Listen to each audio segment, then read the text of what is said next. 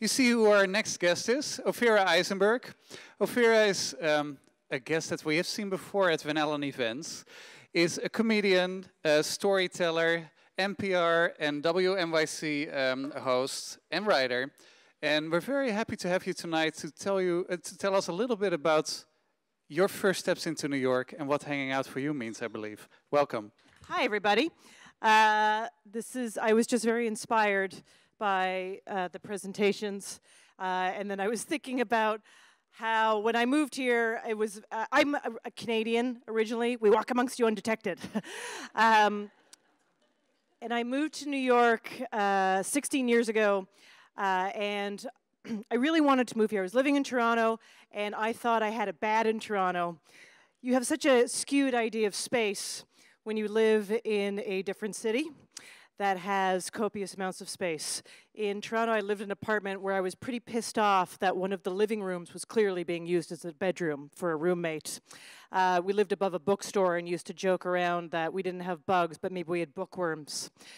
We had a backyard space that we thought was kind of small. But I wanted to move to New York to try my luck here, and I had a friend who offered to put me up in her place until I could find my feet. And you know, when they say that the best friend in the world is someone that will help you move a body, that one above that is someone who gives you a place to live in New York City. So I said, of course, yes, not knowing what this place was. And I came to town like a stereotypical idiot with $500 Canadian in my pocket and a dream to make it. I was also illegal, side note. Anyways, it was fine. I got it worked out. It's all fine now if anyone works in that industry. So she was living on East 10th Street. East Village was getting cooler, but it wasn't celebrity cool yet.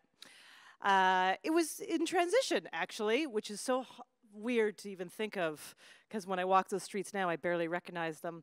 But she worked at a clothing store and sold some of her stuff there, but couldn't afford to live anywhere in New York. So the person who actually owned or rented the clothing store allowed her to live in the storage space in the basement, where she had fashioned a home. And I put that in the biggest air quotes I possibly can.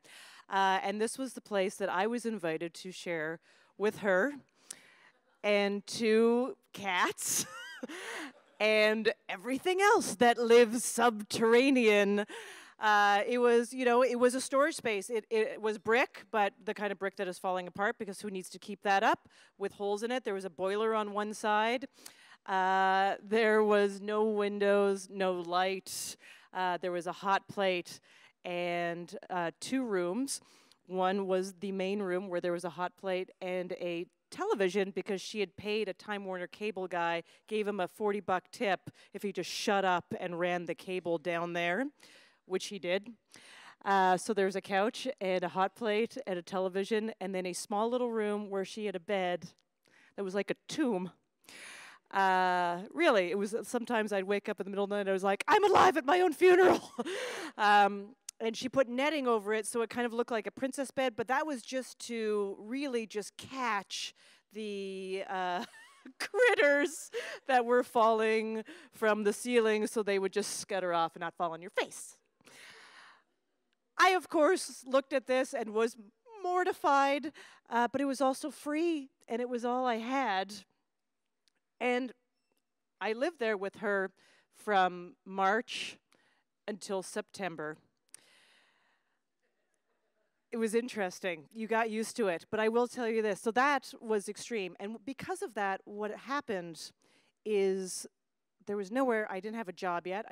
I was working many jobs under the table. But the place that became my living room was 10th Street. There was a bench in front of that store. And we would wake up in the morning and grab some coffees and sit on that bench on top of, you know, the cellar doors. And hang out there, and everyone actually on that street at the time kind of hung out. My first actual entry into New York was having a street full of neighbors that were frankly much more eclectic than the people that I knew in Toronto, and welcomed me. And everyone had a story, and everyone was willing to tell you their story. I became friends. People, you know, we shared food. People brought bagels. They made extra stuff. Someone threw away some plants, so we put them all in the front, creating a little thing. That lasted like 3 days before they were stolen, you know, but it was kind of nice. We barbecued one day with a $15 hibachi on the front. Turns out that is very illegal. That was shut down, but then when the cops came by, because it was A, pathetic, the barbecue, pathetic, and B, the meat on it was like 3 hot dogs and 2 small burger patties, he actually felt sorry for us and said, just shut it down once you're done eating, which was very nice. I read out there until, you know, the lights from the street turned off. I lived my entire first 6 months on 10th Street, and it was ridiculous. It was nice outside and also sweaty hot, but it was I couldn't go and live in that subterranean basement during the day to fall asleep because there was no windows or no light. I would play this Jedi mind trick where I would think about myself sitting on the bench and that I would focus on the air going from that bench under the doorway and through the store and down the stairs and through the cracks in the brick and into my mouth and nose. So every morning when I got up and knew I could go out to the little living room, it was amazing.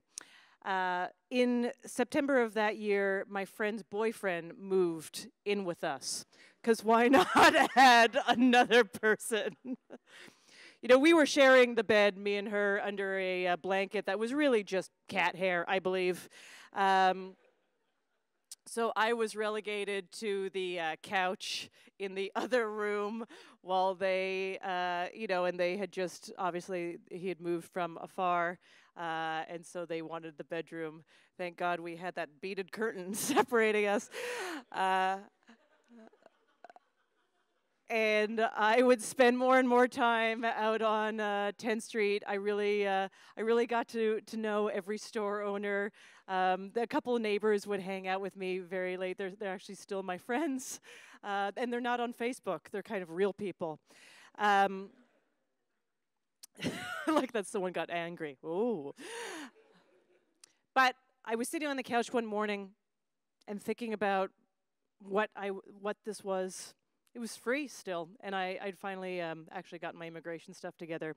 And I was sitting there, and I was bleary-eyed, tired, you know, sort of trying to get up, and there was a little hair on the back of my neck, and I kept doing that thing where I was just like, God, this is so itchy. Why is this hair?